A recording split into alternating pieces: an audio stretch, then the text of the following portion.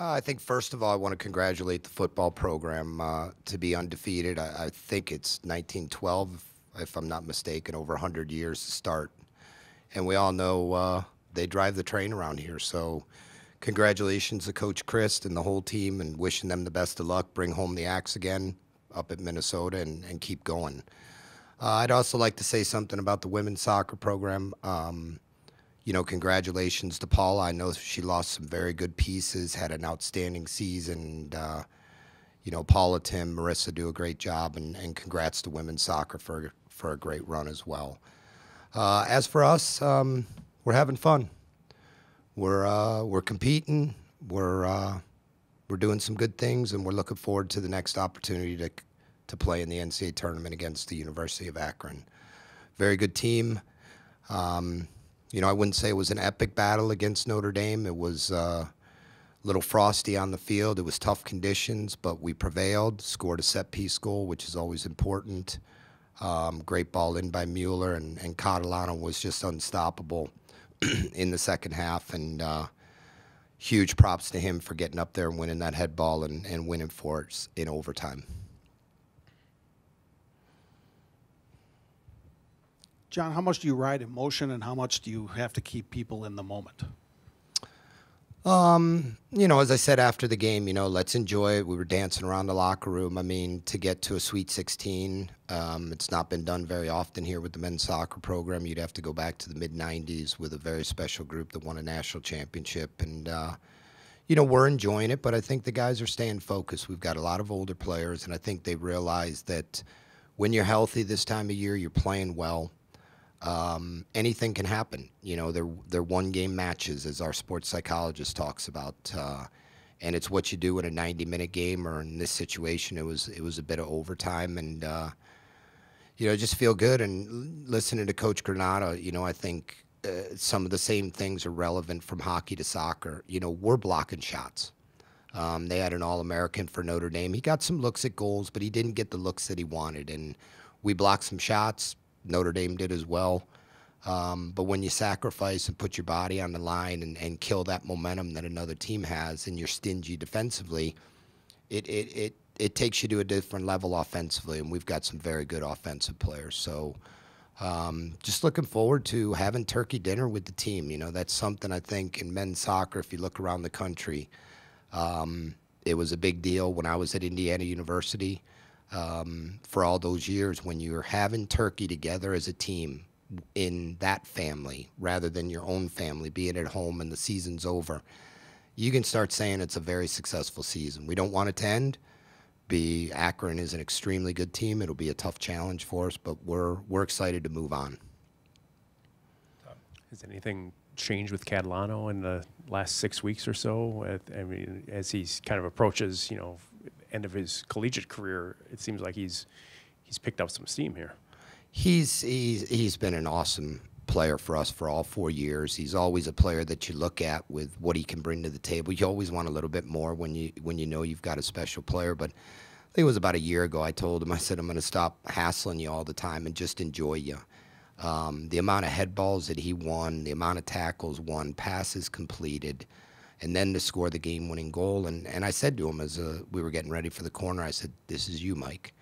And he's in that reign of terror, and he's not the only one. Mitch Guitar, Noah, our midfield's playing excellent. We're very dangerous up top with Chris Mueller, who's leading the country in assists. He's got 18 on the season, which are crazy numbers in men's soccer.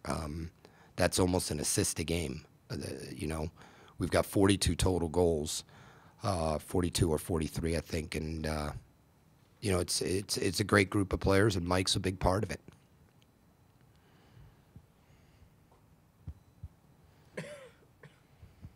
So will these be grinders the rest of the way because of everything that's at stake? Talking about not necessarily an epic matchup or game against Notre Dame. Is that the way we're going to see it the next few weeks?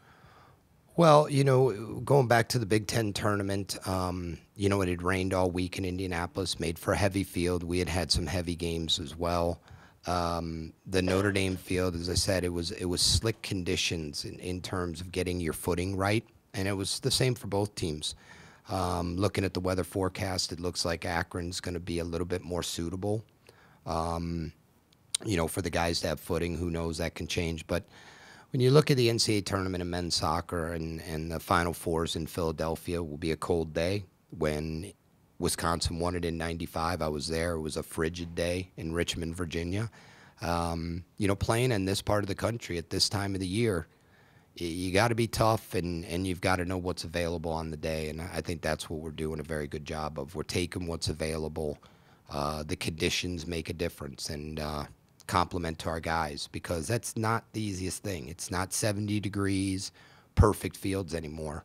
It's scoring set pieces, being rock solid. You're probably not going to hit a laser from 30 yards with a ball that's frozen.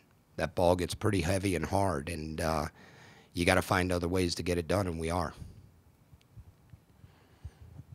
In that situation, an extra time yesterday for Mueller to deliver the ball where he did, given what you're saying there, that probably speaks a little bit to his quality too. That he's in that 90 whateverth minute is still able to be at the top of his game there. Yeah, it was actually we had absorbed 2 corners previously, cleared them, held firm, and actually brought in Alex Alfaro off the bench, a freshman who got up the sideline and somehow pushed it by about 5 of their players and just took off. Like a bat out of hell, basically, and they ended up knocking the ball off. We substituted Endo O'Neill back in, one of our captains, thinking that it might be kind of their first overtime period. It kind of swings in roundabouts sometimes. And sure enough, Alex got that throw in. We played short to Chris. Good play by, I believe it was Enda, to get us a corner kick, and then Chris served the ball in, and the game was over.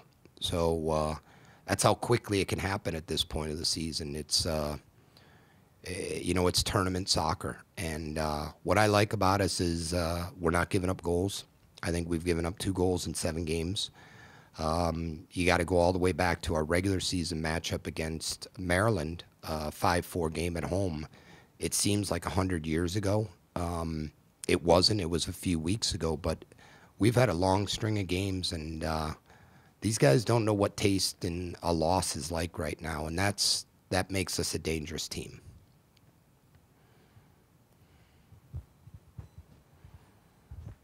Why green bean casserole?